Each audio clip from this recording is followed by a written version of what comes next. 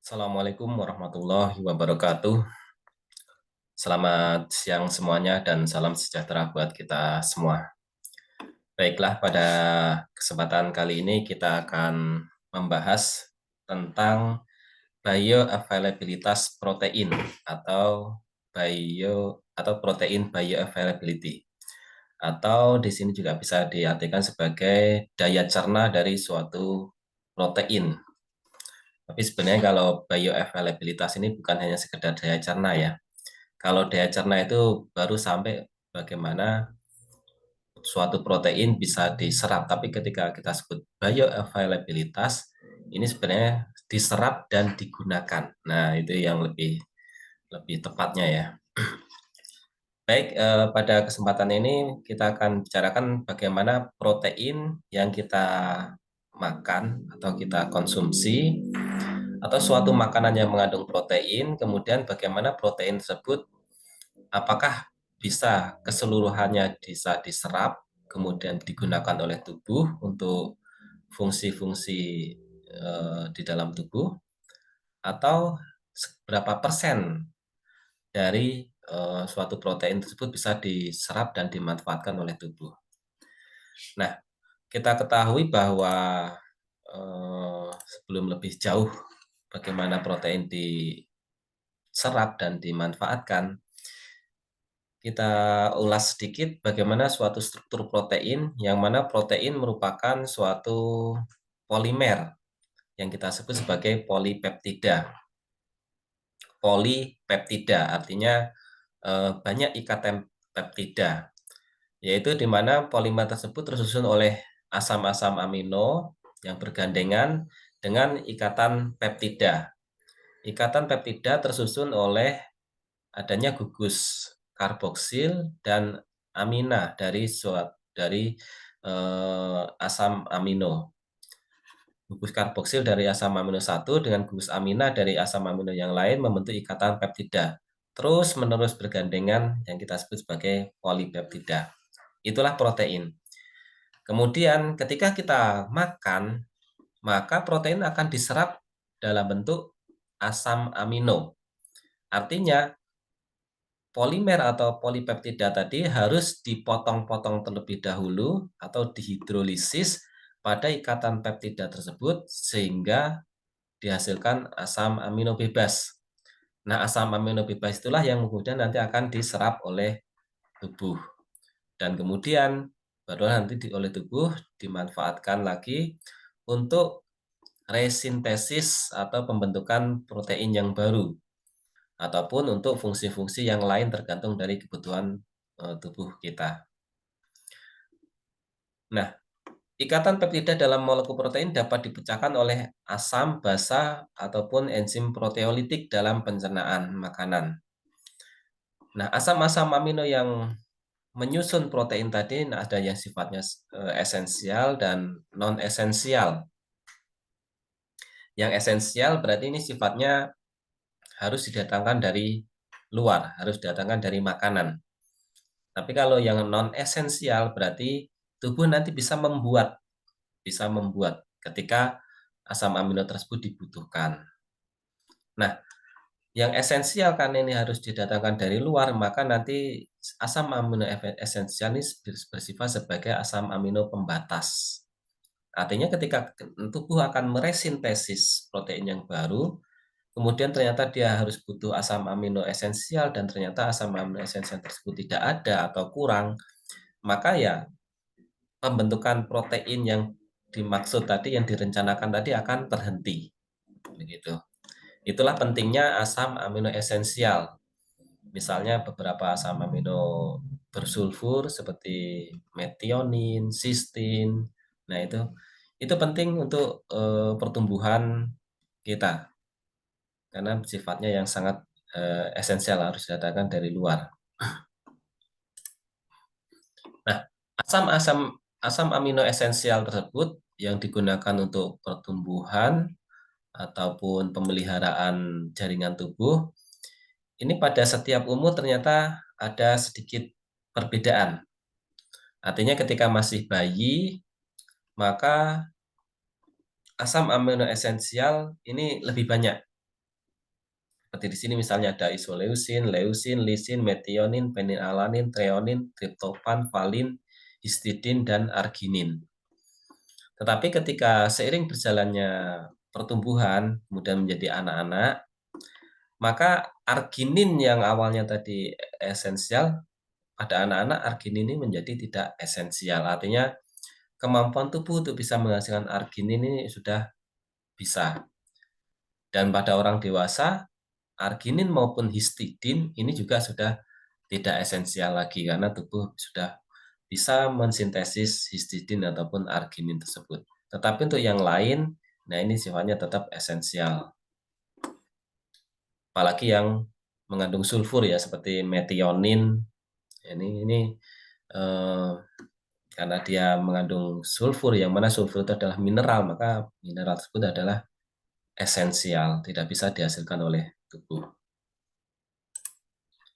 Nah, protein disusun oleh asam amino ini tergantung dari macam ataupun jenis-jenis asam amino penyusunnya, terutama asam amino esensial. Kemudian jumlah tiap macam asam amino esensial penyusunnya, sama-sama esensial tapi isinya apa.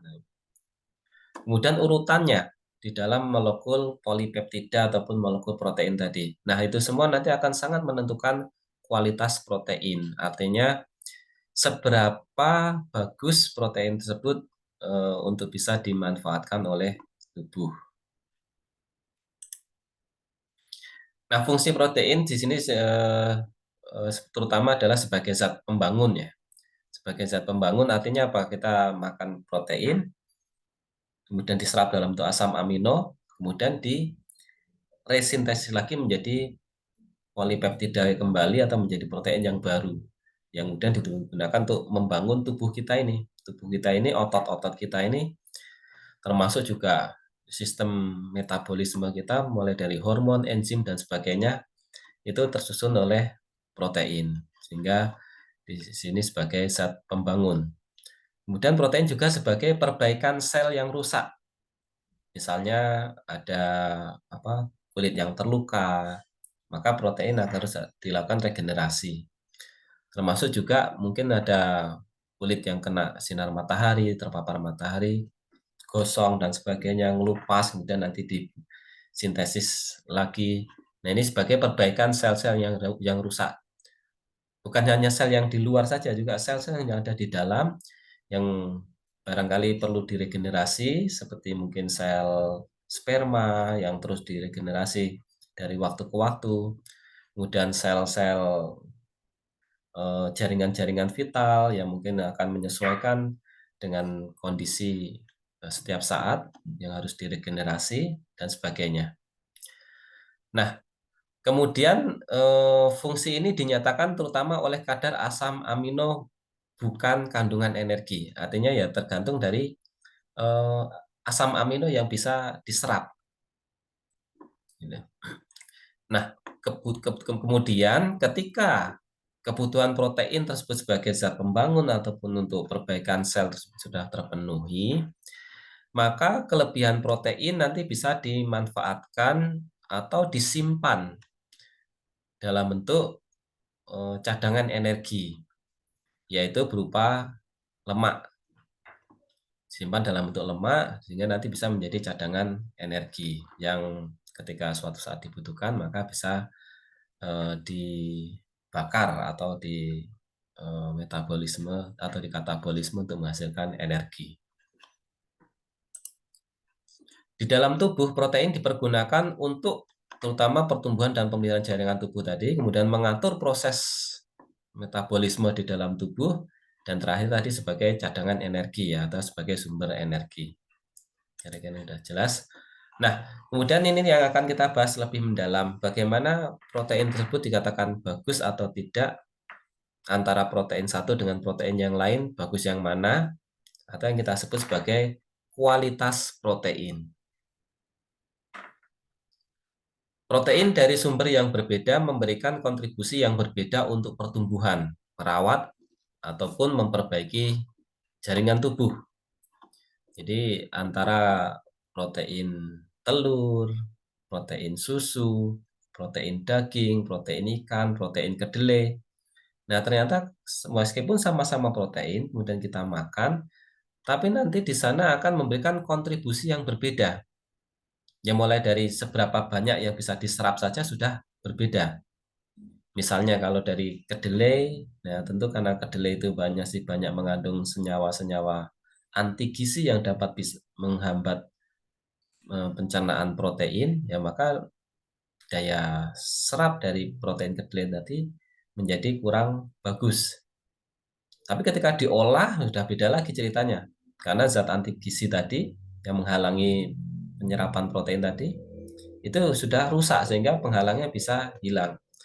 Kemudian kalau dibuat tempe, lebih ini lagi karena dia sudah mengalami fermentasi, bahkan beberapa protein sudah mengalami degradasi dalam bentuk peptida dan sebagainya sehingga lebih mudah lagi untuk dihidrolisis dan diserap.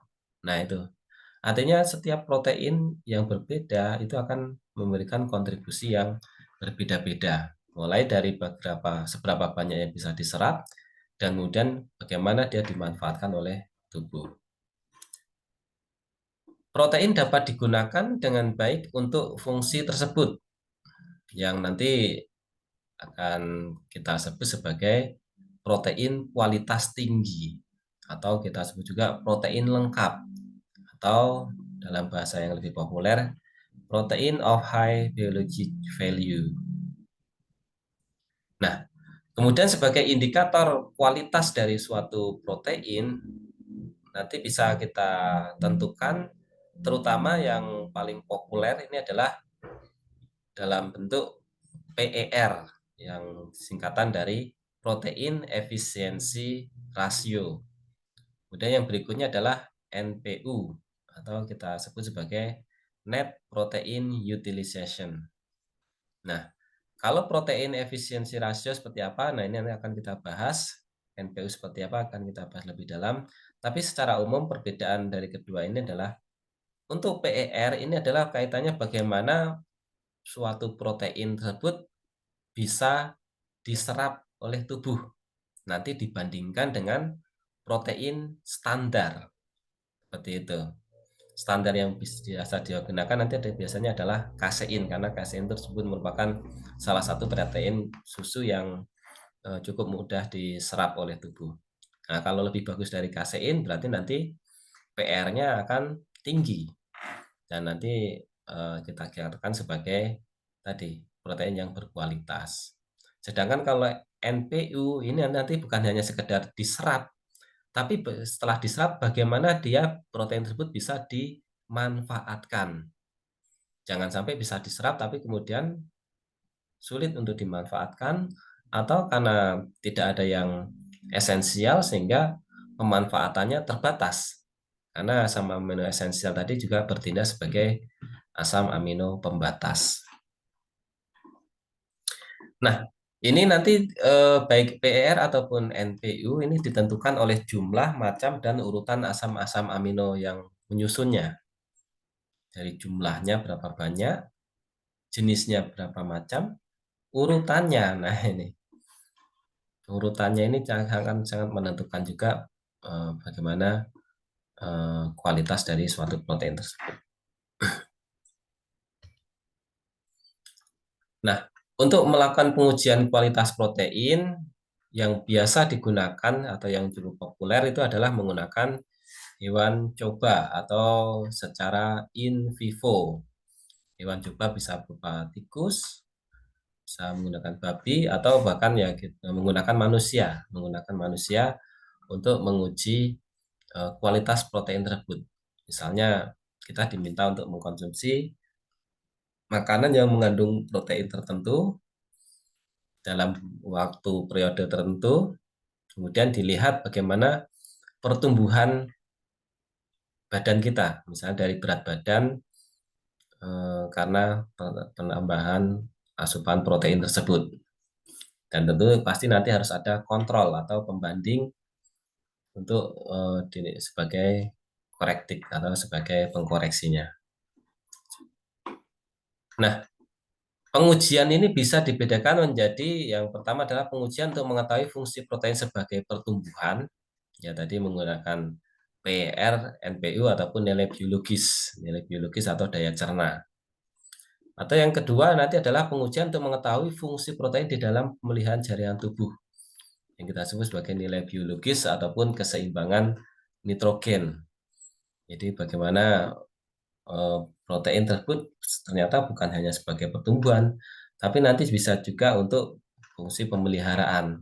Nah, sehingga nanti kalau hanya berdasarkan pertambahan berat badan, bisa jadi hitungannya menjadi kurang akurat, karena sebenarnya ada beberapa protein tidak menjadi berkontribusi pada berat badan, tapi berkontribusi untuk fungsi pemeliharaan.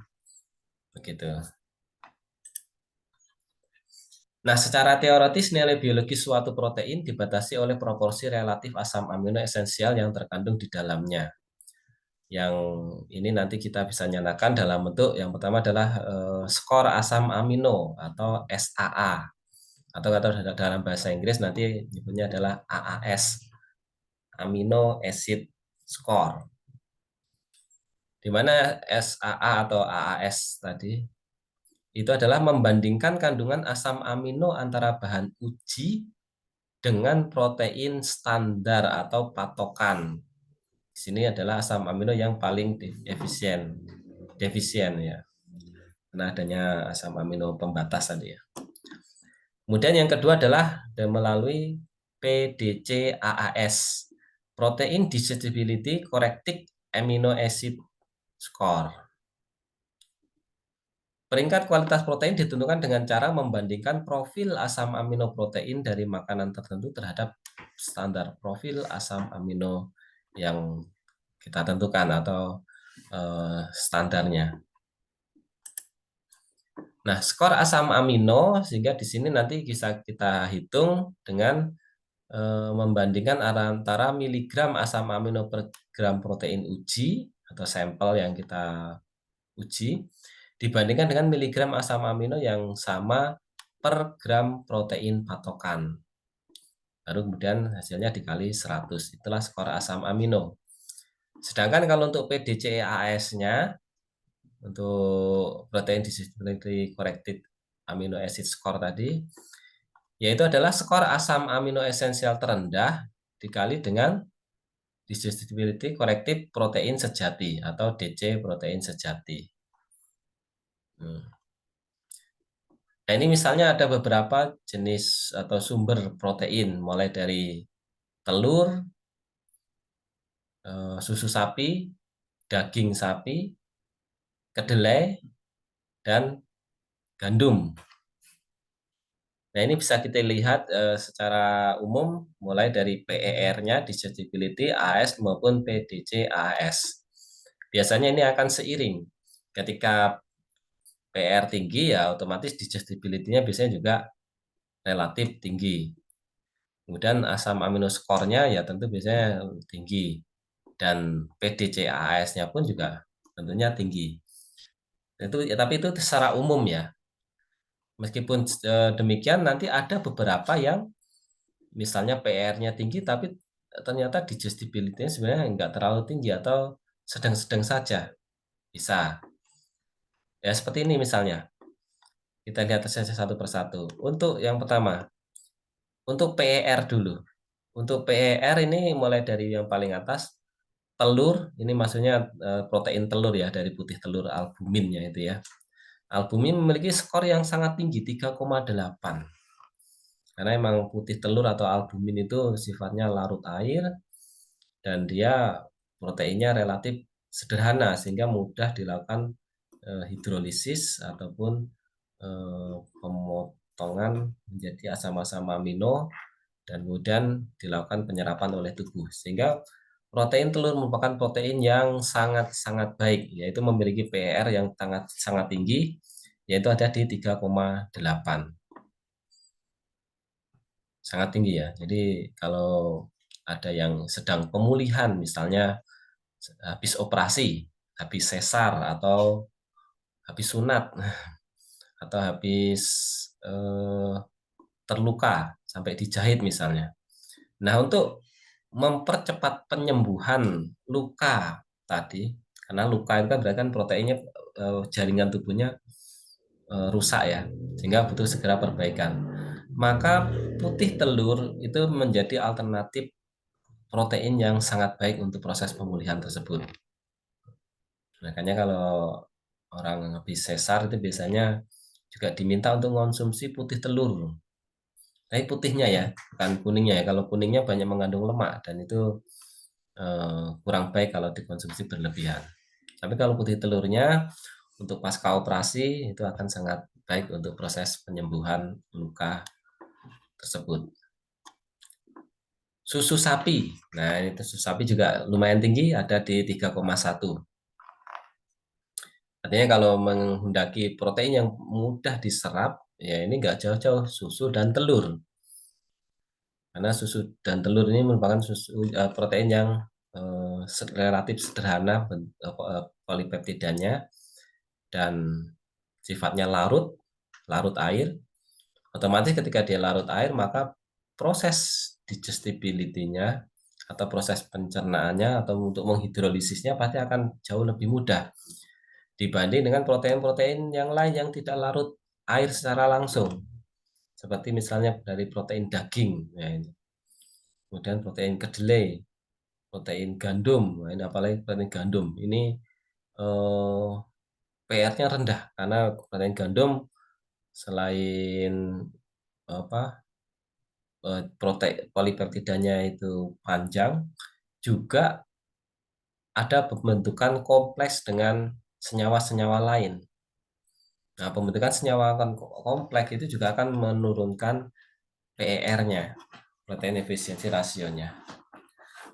Nah, ini kemudian digestibility-nya ini misalnya, ternyata kalau untuk yang beef ini lebih tinggi justru dibanding dengan eh, dari susu sapi, gitu.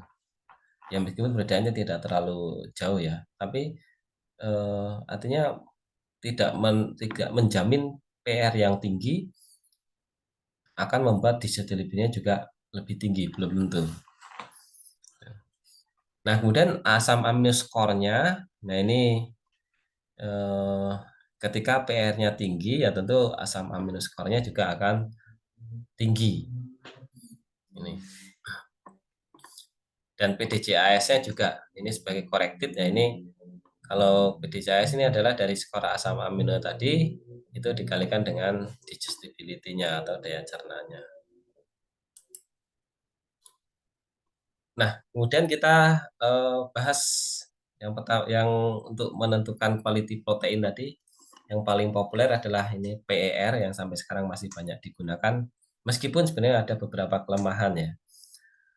PER ini untuk pengujian protein atau kualitas protein berdasarkan pertambahan berat dari hewan coba. Nah ini karena menggunakan pertambahan berat, nanti ada kelemahan ya di sini. Ya, apa iya protein hanya menambah berat badan? Ya, padahal kan kenyataannya ada untuk fungsi pemeliharaan, ada fungsi untuk eh, regenerasi sel yang baru dan seterusnya. PER ini untuk caranya adalah mengukur kecepatan pertumbuhan tikus muda setelah diberi makanan yang diuji selama periode tertentu. Ini jadi hewan coba kita kasih makanan yang sudah kita buat gitu ya. Artinya misalnya eh, ya makanan tertentu yang mau kita lihat seberapa PER ataupun protein efisiensi rasionya. Kita berikan ke tikus, misalnya 1 minggu. Nah kemudian setelah 1 minggu ditimbang beratnya. Nah pertambahan berat tersebut ketika pertambahannya sangat tinggi, berarti protein efisiensi rasionya nanti juga akan tinggi, kurang lebih begitu. Nah, perbandingan antara kenaikan antara berat badan dengan berat protein yang dimakan, nah itulah yang kita sebut PER. Misalnya di dalam makanan kita masukkan tadi makanannya yang kita berikan makanan totalnya adalah misalnya 500 gram. Dari 500 gram kadar proteinnya misalnya 20%. Ya berarti 20% kali 500. Berarti kan ada sekitar 100 gram protein ya. Nah, kemudian setelah itu dimakan habis, berat badannya berapa? Ya tentunya mestinya maksimal akan ada eh, di berapa ya, tergantung dari jenis proteinnya. Nah, kalau protein yang dimakan itu misalnya tadi 100 gram kan netnya tadi, kemudian berat badannya pertambahannya kok ternyata 300 gram. Nah, maka berarti PER dari protein tadi itu adalah ya 300 dibagi 100 yaitu adalah 3. Tuh, berarti bagus itu kalau 3 seperti tadi susu sapi tadi ya itu nilai PR-nya sekitar 3,1. Nah, kemudian PR KCN terkoreksi ini bisa kita hitung juga untuk PR KCN terkoreksinya itu adalah 2,5 per PR KCN teranalisis. Sedangkan PR terkoreksinya adalah PR sampel dibagi dengan PR KCN terkoreksi. Ini untuk sebagai koreksinya, untuk korektifnya ya, untuk pembandingnya. Nah, ketika nilai suatu PR itu kok lebih dari 2,5 atau lebih besar sama dengan 2,5, maka protein tersebut dikatakan efisien untuk pertumbuhan. Artinya udah bagus kalau udah di atas 2,5. Contohnya tadi misalnya dari telur, susu, daging tadi kan udah di atas 2,5 ya. Berarti bagus untuk pertumbuhan. Tapi kalau misalnya 0,5 sampai 2,5 atau di bawah 2,5 ya, maka protein ini sebenarnya tidak cocok untuk pertumbuhan, kurang bagus atau kurang cepat. Tapi lebih cocoknya adalah hanya untuk supporting terutama untuk orang-orang dewasa yang sudah tidak menghendaki pertumbuhan yang signifikan lagi. Tapi kalau untuk anak-anak, apalagi anak-anak masih balita itu ya, nah ini sangat penting sekali untuk eh, menyediakan protein ini yang sangat bagus untuk pertumbuhan, yang mudah dicerna dan diserap, kemudian dimanfaatkan oleh tubuh untuk proses pertumbuhan. Sedangkan yang hanya supporting tadi, ini contohnya adalah misalnya dari kacang-kacangan, serealia, kedelai. Nah, ini karena eh, kelompok kacang-kacangan ini banyak biasanya mengandung zat anti gizi yang bisa menghambat pencernaan protein. Nah, kemudian intermediate biologic value, particularly protein, ini adalah untuk sebutan untuk protein dari kacang-kacangan ataupun sereal tadi ya. Artinya tidak terlalu bagus ya, sedang-sedang saja. Nah, nilai 2,5 ini adalah PER dari protein standar yaitu kasein. Nah, ini kasein ini termasuk protein yang sudah bagus. Gitu. Nilainya 2,5. Artinya kalau lebih dari 2,5 atau eh, misalnya 3 gitu, berarti dia lebih lebih tinggi daripada kasein untuk dari protein efisiensi rasionya. Nah, kemudian evaluasi nilai gizi protein ini juga bisa kita nyatakan dalam bentuk NPR, Net Protein Ratio, yang dikembangkan untuk apa? Tadi untuk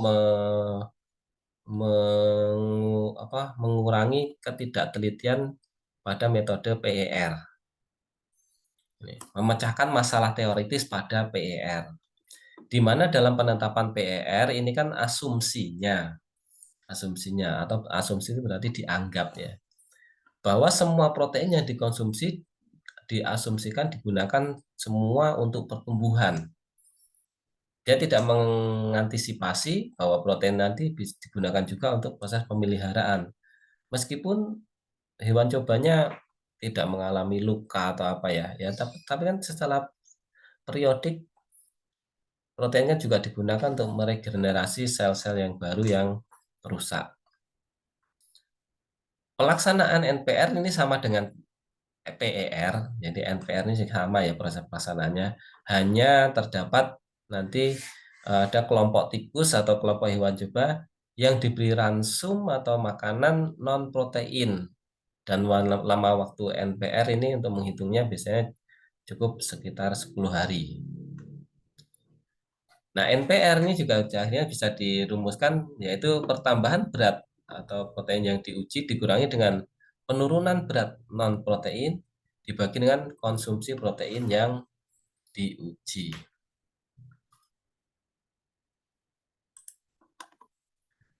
Nah, metode berikutnya adalah NPU. Nah, tadi yang sempat disinggung di awal, PER dan NPU. Artinya NPU ini cukup populer juga selain PER. Net Protein Utilization. Pengujian berdasarkan dari retensi nitrogennya. Retensi nitrogennya. Perbandingan antara nitrogen yang ditahan tubuh dengan nitrogen dalam makanan yang dimakan. Protein 10%, ini diet bebas protein. Nah, NPU ini sehingga dirumuskan itu adalah I dikurangi F kurangi F0 dalam kurung. Kemudian dikurangi lagi U kurang U0 dalam kurung juga dibagi dengan I besar. Di mana I besar ini adalah intake atau masukan nitrogen yang masuk ke dalam nitrogen dari makanan. Bisa kita hitung misalnya dengan menggunakan metode Galdal dan sebagainya. Kemudian F ini adalah nitrogen dalam feses, sedangkan F0 adalah nitrogen dalam feses diet bebas protein. Nah, karena kan nanti nggak semua apa nitrogen tadi akan diambil oleh tubuh. Pasti ada sebagian kecil yang akan keluar bersama feses dan urin untuk U-nya ini ya. U-nya ini adalah urin. Jadi nitrogen yang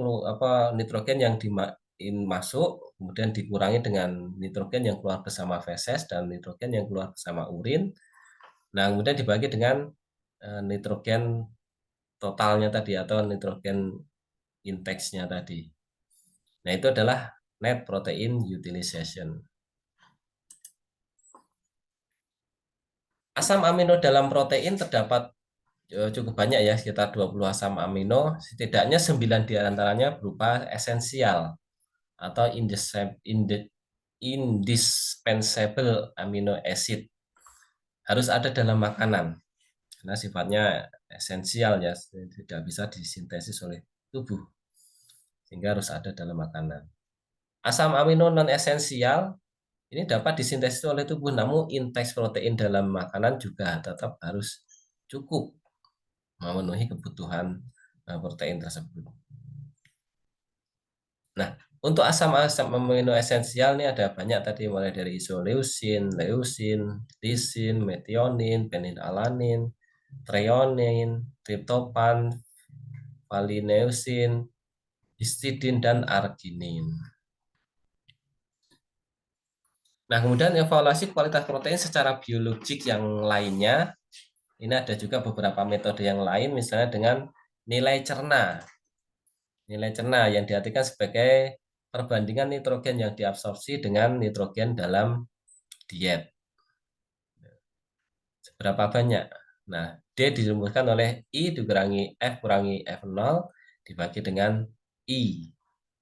Karena F tadi adalah nitrogen dalam feses ya. Itu kita keluarkan dulu gitu. Dan kita hitung.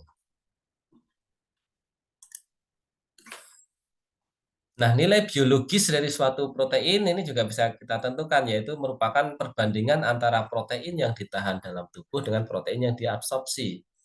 Ya tadi sama, yaitu I dikurangi F kurangi F0, kurangi lagi U dikurangi U0, dibagi dengan I dikurangi F per F0. Ini mana F ini sebagai korektik nanti ya. Itu melihat nilai biologis dari suatu protein.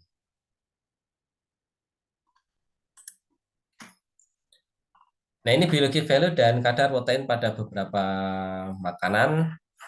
Ada yang kita sebut sebagai superior. Nah, itu superior ini isinya tadi yang PR-nya tinggi, yaitu apa? Susu dan telur. Susu ternyata lebih spesifik lagi adalah ya susu ASI atau susu ibu. Itu sebagai superior biologic value dari suatu protein. Sedangkan yang sifatnya excellent artinya ini ya bagus tapi tidak sangat bagus. Itu ada susu sapi, keju, daging rebus, ikan rebus, oatmeal rebus, ubi jalar, dan bayam yang dimasak. Ini untuk yang bersifat sebagai excellent. Nah, ini di bawahnya superior ya. Ini kandungan proteinnya persajian juga sudah ada. Ini hanya contoh saja. Nah ini sedangkan yang eh, di bawahnya excellent. Ini kita sebut sebagai satisfactory biologic value. Diperoleh dari misalnya tambah gandum, kedelai, kentang, biji bunga matahari. Sedangkan yang paling rendah ini lower BV, lower biologic value ini dari kelompok tepung, kacang-kacangan, dan kacang merah. Kacang merah juga bagian dari kacang-kacangannya. Karena pada kacang itu mengandung zat anti gizi yang dapat menghambat protein.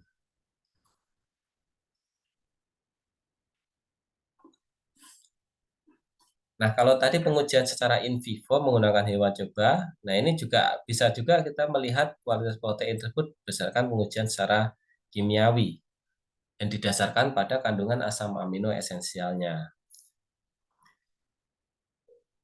Nilai asam amino dinyatakan secara individual, yaitu miligram asam amino per gram protein yang diuji dibagi dengan miligram asam amino per gram protein standar yang kita gunakan, yaitu adalah protein telur. Asam amino yang merupakan perbandingan terkecil kita sebut nanti sebagai adalah asam amino pembatas.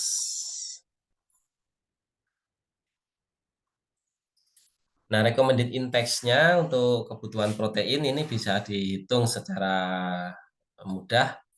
Ya kurang lebih kalau untuk orang dewasa kebutuhan proteinnya adalah 0,8 gram protein dikali dengan berat badan kita. Kalau berat badan kita itu misalnya 60 kilogram misalnya, berarti kurang lebih untuk orang dewasa tersebut membutuhkan protein 0,8 kali 60. 0,8 kali 60 yaitu adalah 48 gram protein. Nah, itu kurang lebih kebutuhannya. Atau kalau di Indonesia ini juga punya standar itu 50 gram per kapita per hari, di mana diantaranya 20-30% berasal dari protein hewani. Nah, ini recommended dari Indonesia.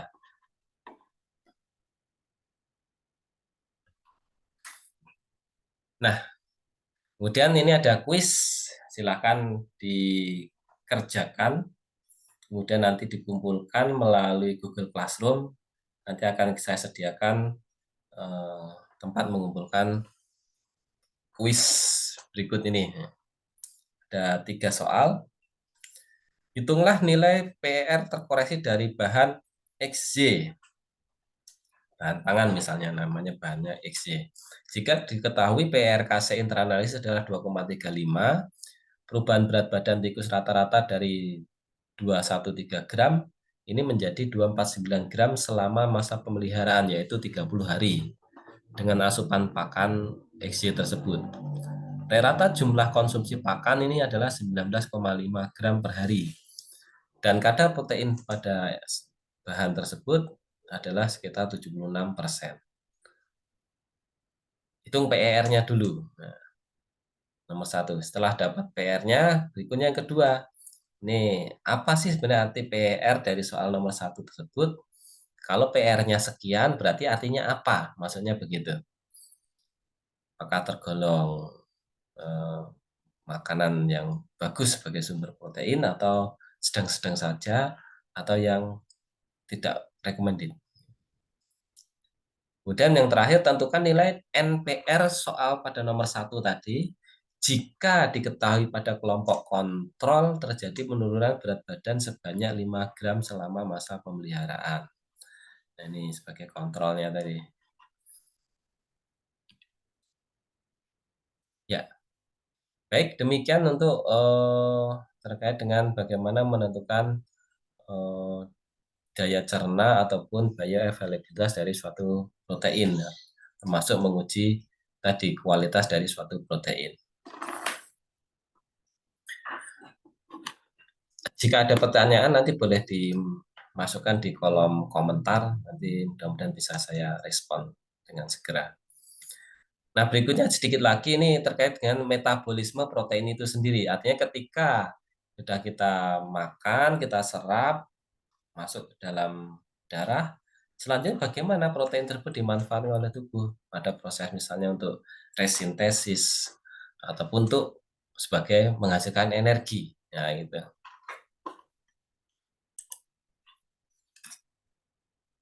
Nah, energi dari yang makanan yang kita peroleh ini bisa berasal dari lemak, karbohidrat maupun protein. Kalau lemak nanti dihidrolisis dalam bentuk asam lemak, kalau karbohidrat nanti dihidrolisis dalam bentuk glukosa, sedangkan kalau protein nanti dalam bentuk asam amino.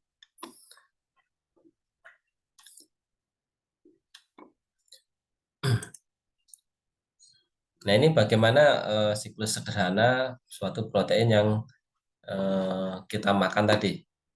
Ini dieteri protein, ini mengandung 20 asam amino yang bermacam-macam tadi. Dan di dalam usus akan dicerna atau dihidrolisis dengan bantuan enzim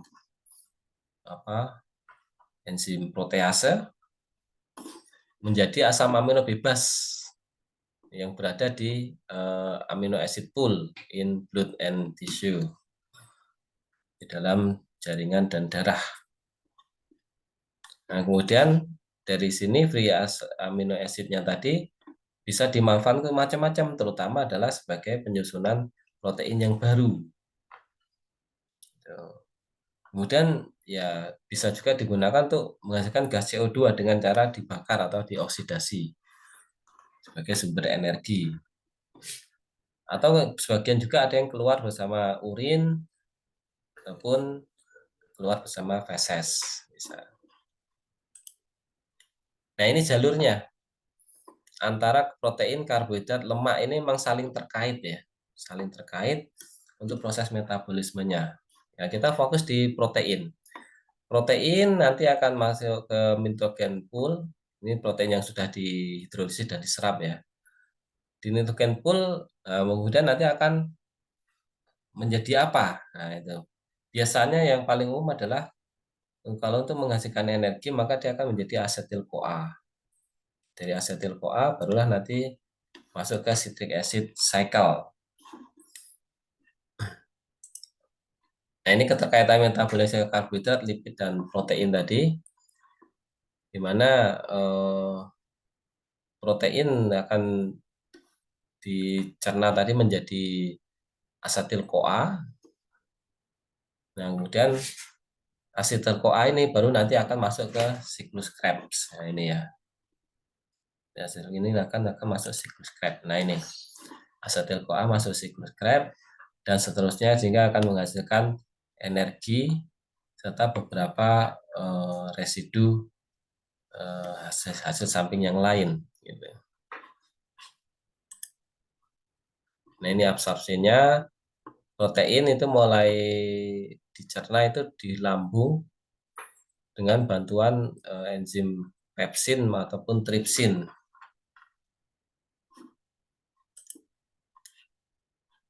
Nah, ini hanya skema sederhana tadi bagaimana protein intake yang dimakan, kemudian akan mempengaruhi beberapa komponen yang lain.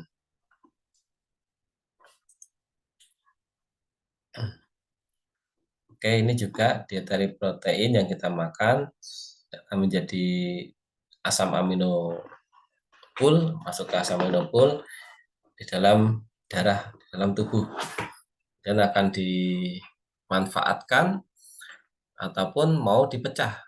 Kalau dipecah ini kalau kita kekurangan energi. Tapi kalau cukup, maka ini bisa dilakukan anabolisme atau proses resintesis protein yang baru. Nah, ini ada tambahan tabel digitalisasi stabilitas atau daya terna dari beberapa protein.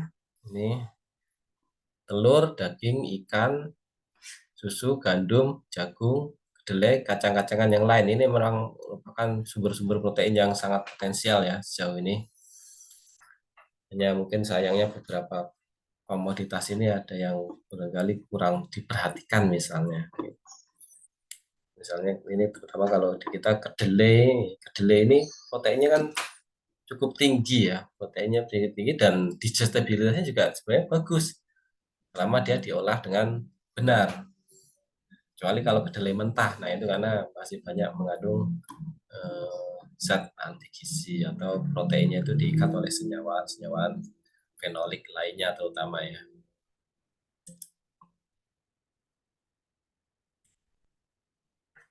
Baik, terima kasih. Demikian materi kuliah hari ini.